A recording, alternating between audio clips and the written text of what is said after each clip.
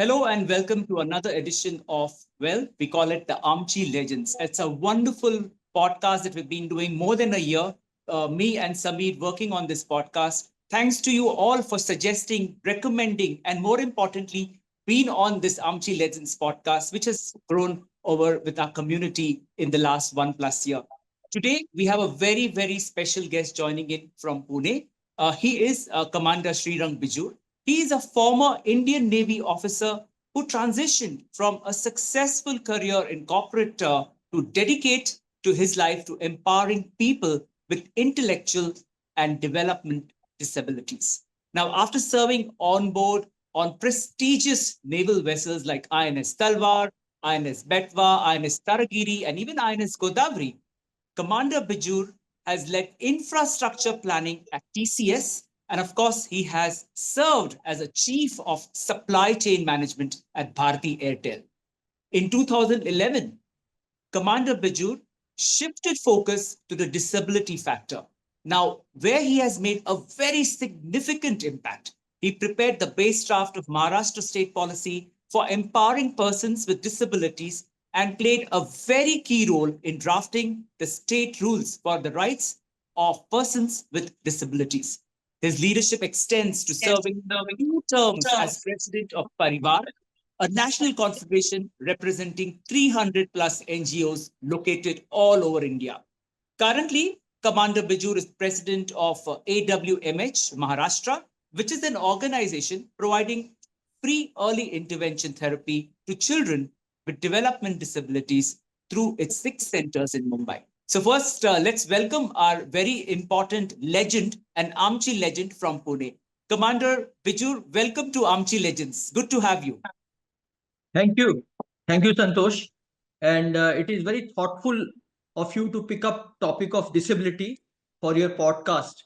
Actually, this is the need of the hour. Thanks. Absolutely. And the good part, Commander Bijur, I must add here, he is was a couple of years. He and his family have lived in Talmakiwadi. So I mean, we all know each other.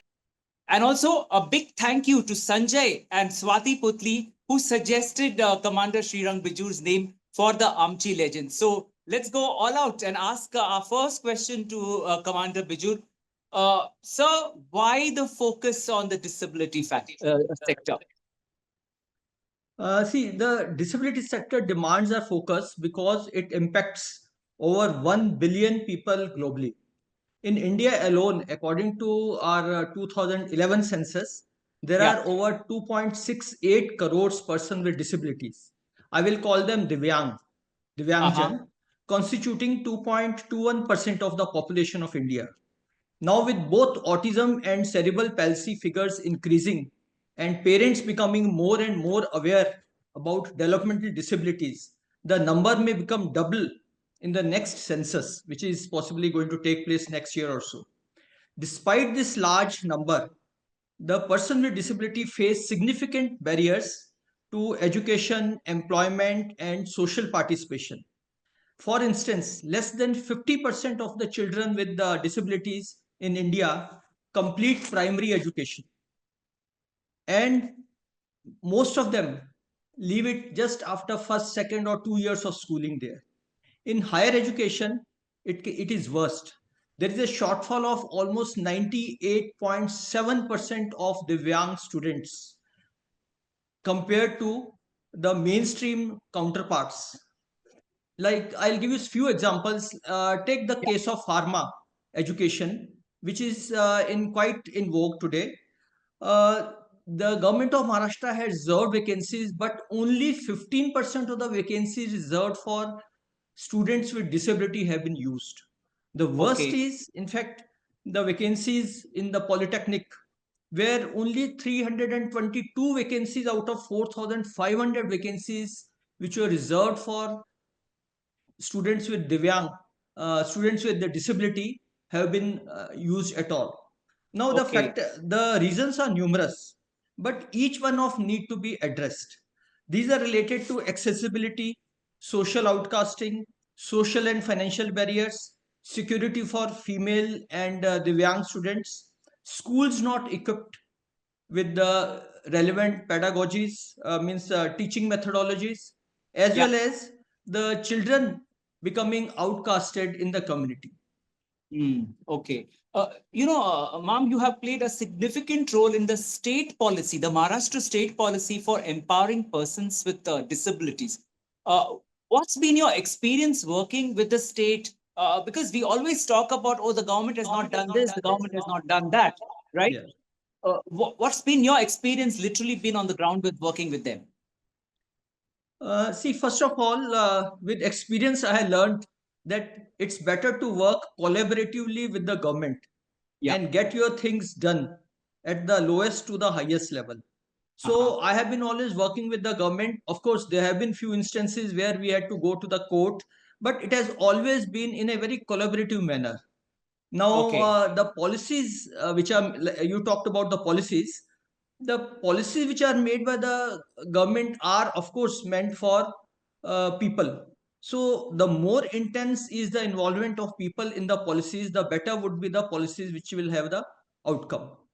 Now, I have been in association with organizations like Parivar and AWMH Maharashtra, believe Yeah. in working collaboratively with governments and providing them valuable inputs which take into account grassroots concerns of person with disabilities that are Yeah. implementable and have Mm. both short-term and long-term impact.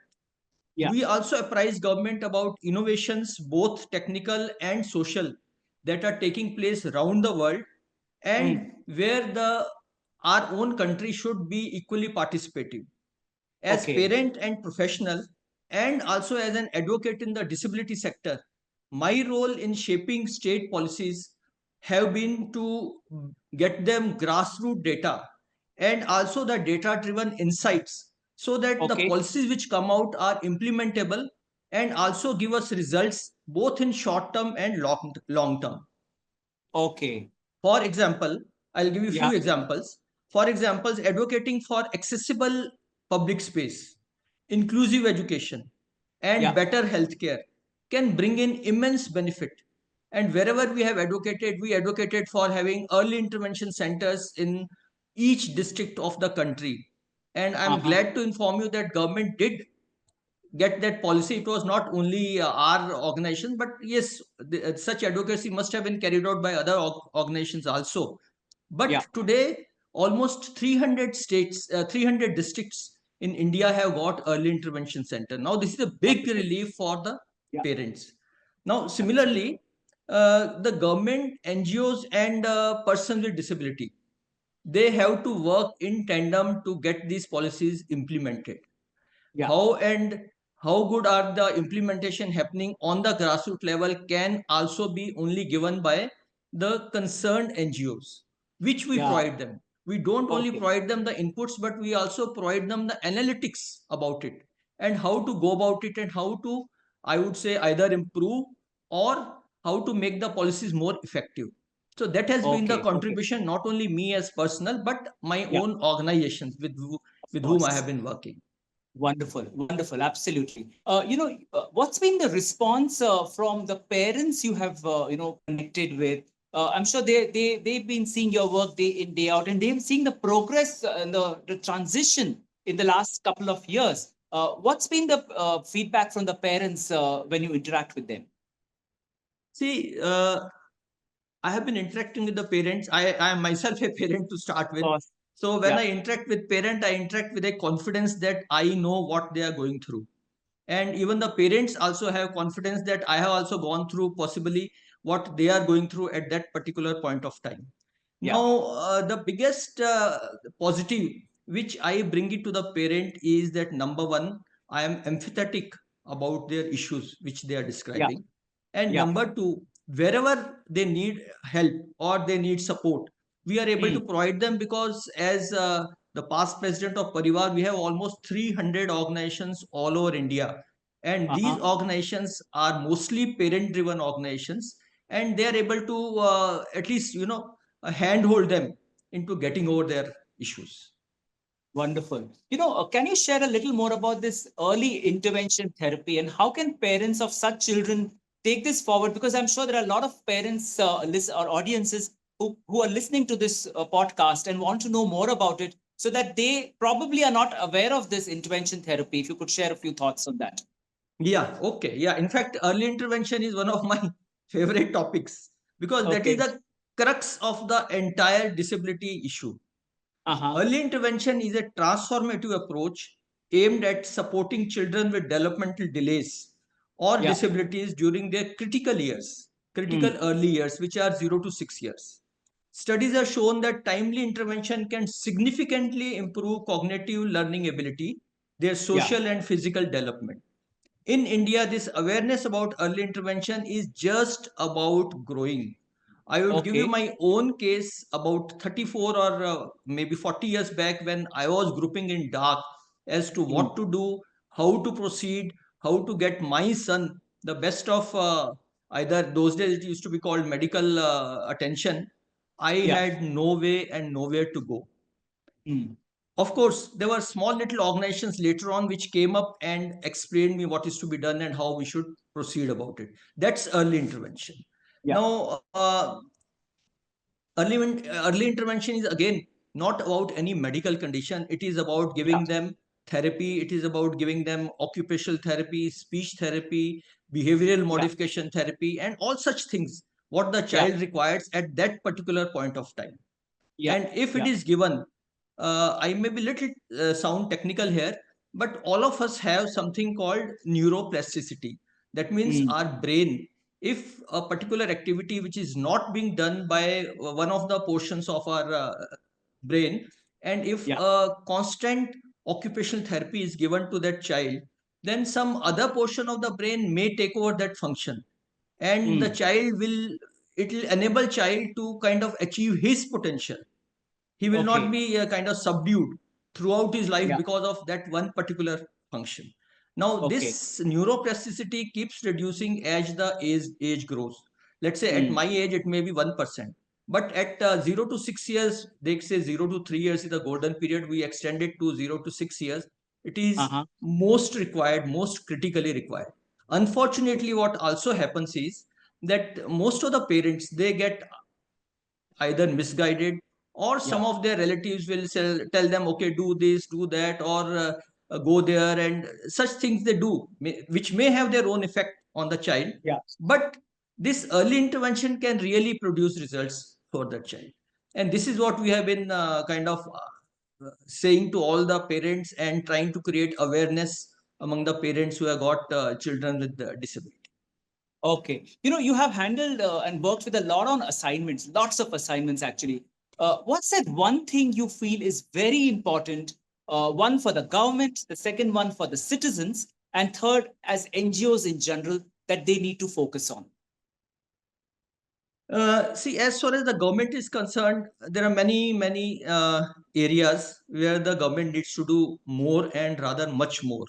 The Yeah. first and the foremost is creating an awareness among the public. It is only the government who can create such an awareness. We all say Yeah. that, okay, NGOs, we also participate in awareness building, but Yeah. then our reach as well as the resources are limited, Yeah. while the government has absolutely 100% reach throughout the country. Mm. So creating an awareness among the both social awareness as Yeah. well as an awareness about the rights of Divyangjan is Yeah. critical for their Yeah. progress. And the Absolutely. second part is there are many policies such as schools. Now, school is not about sending a child to the school and saying that, okay, now he's going to a mainstream school and there he will get the education. It is Yeah. about ensuring that the accessibility, let's say the toilets are there where the child Yeah. feels comfortable to go, or let's Yeah. say there's a ramp is there or a lift is there where the child can climb to the class, or Yeah. let's say for a person with hearing impairment there is a something coming in using the technology, something is coming in the words also what is being spoken in the class, and the Yeah. teachers are trained. That's the most important. I'll give you one very simple and practical example. A teacher, let's say there is a child with the hearing impairment sitting in the Mm. class. Mm. Now he is most of the time either doing little bit of trying to do little bit of lip reading or expressions on the face Yeah. of the teacher and trying to understand.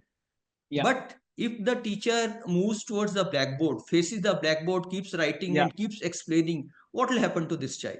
So True. such are the kind of conditions or conditioning which is required to be done to the ordinary teacher. We can say that a special educator is provided in each school. Like this Yeah. has been actually mandated by Supreme Court in the judgment about Yeah. 3 months back, where they said that every school must have a special educator. But it is also that every teacher has to be made aware, made sensitive to the special requirements of the children who may be sitting in his class. Today there Yeah. may be a child with hearing impairment, tomorrow it may be a blind child, and third day it could be a child with locomotor disability or an Yeah. intellectual disability. So the teachers have to be, in fact, they have to be kind of trained in such things. You cannot expect every teacher also to know all these things. So it has Yeah. to be part of their, let's say, B.Ed syllabus or D.Ed syllabus or whichever, whatever they are undergoing. This has to be part of the entire cycle of education. So now this can be Okay. only done by the government.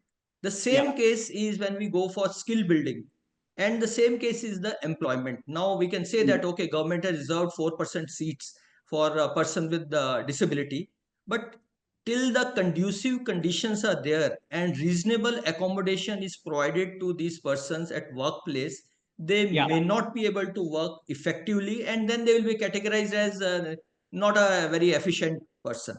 But let me True. assure you, we have seen that wherever the conducive environment is given to such persons, they require empathy and not sympathy. Mm. So if the empathy is provided, the employers are empathetic, the peer group has got empathy, the person can do very well. In fact, he would be above average in most of the places wherever they work. Okay. So, Commander Bijur, what kind of a what can a common citizen do and come forward to participate and make life easier for a disabled child or a disabled person? Oh yes, common citizen is the lifeline for any community. Yeah. Now, the first and the foremost barrier which comes in the life of a child and his family is the Yeah. stigma. Now, Mm. you know, and I know, a family is quite unwilling to even admit that their child has got any disability because there Yeah. is a social stigma attached to it.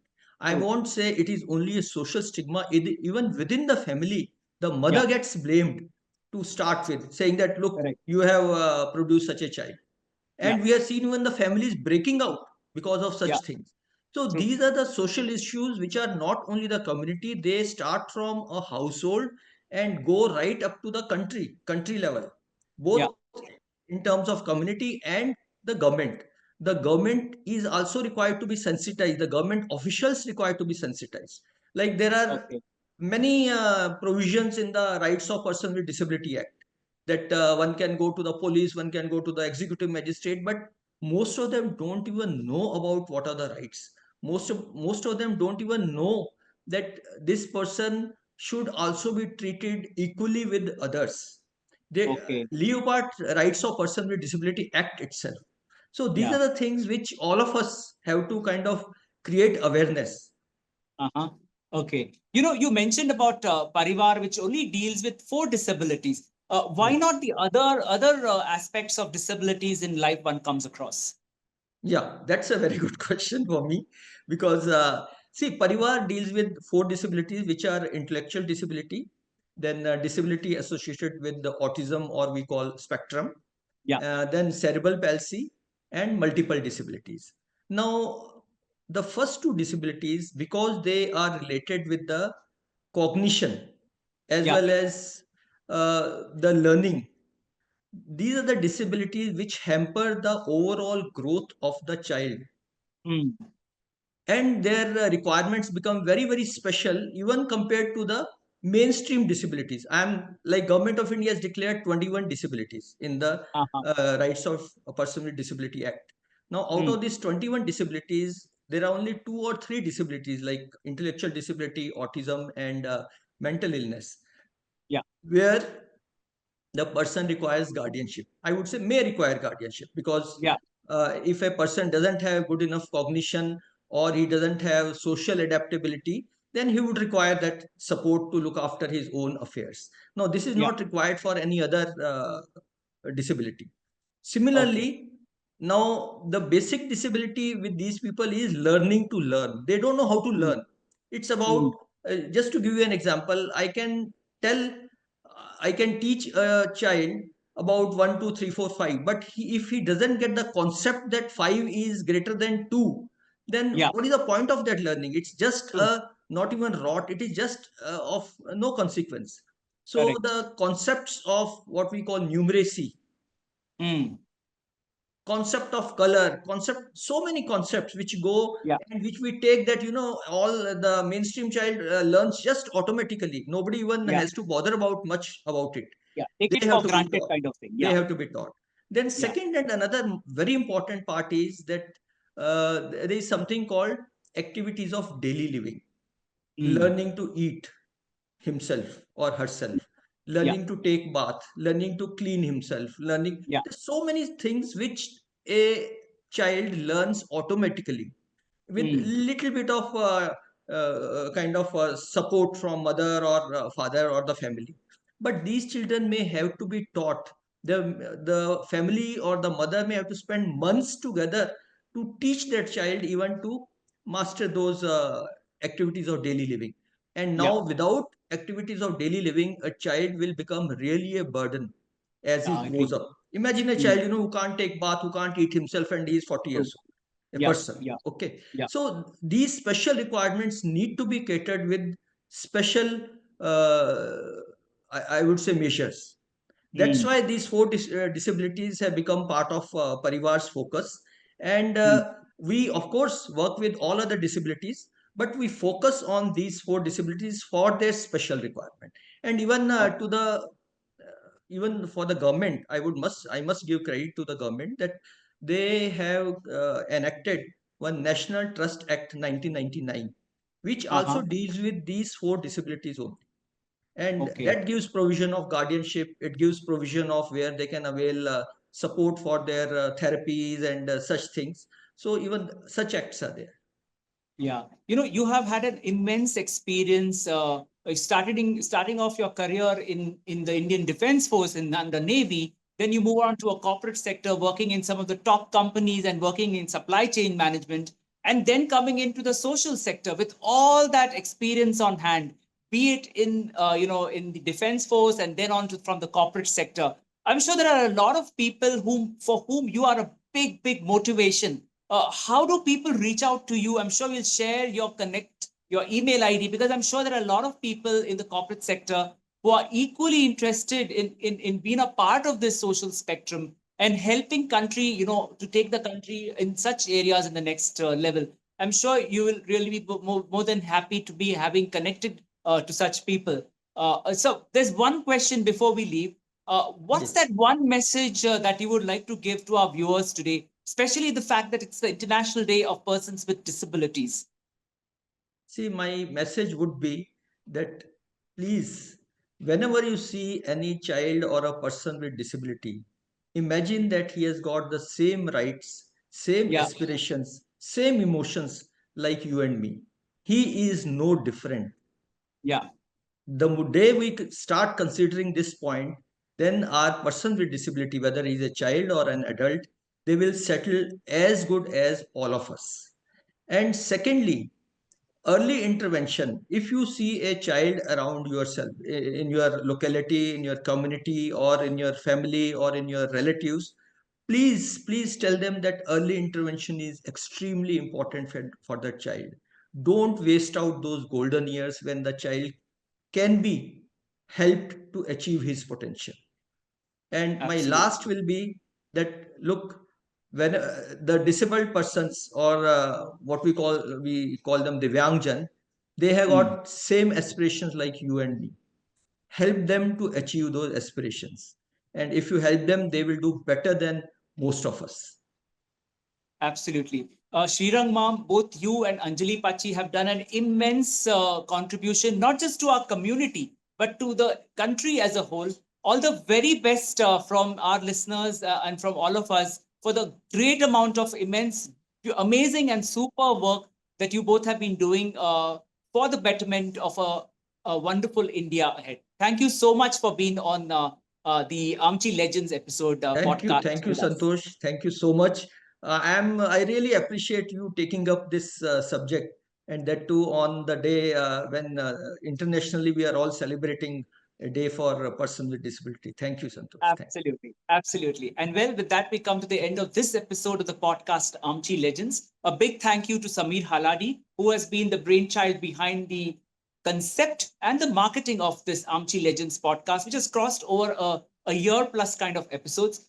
Do suggest, do recommend names to us. You can get either in touch with me or through to Samiir. And let's take this journey of Aamchi Legends. They need not be from Talmakiwadi as the notion is thought to be, because we just happen to publish the podcast starting off with the Talmakiwadi Facebook. And then, of course, we have it on the YouTube. But the generation of Amchis that go even beyond Talmakiwadi are more than welcome for you to suggest to us, who have done great and immense work in their own space and for the development of our community and, of course, for India as a whole.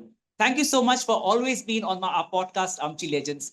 From me, thank you. Santosh Sirur, and Commander Shrirang Bijur Mam, thank you once again for being on Amchi Legends. Bye bye. Thank you.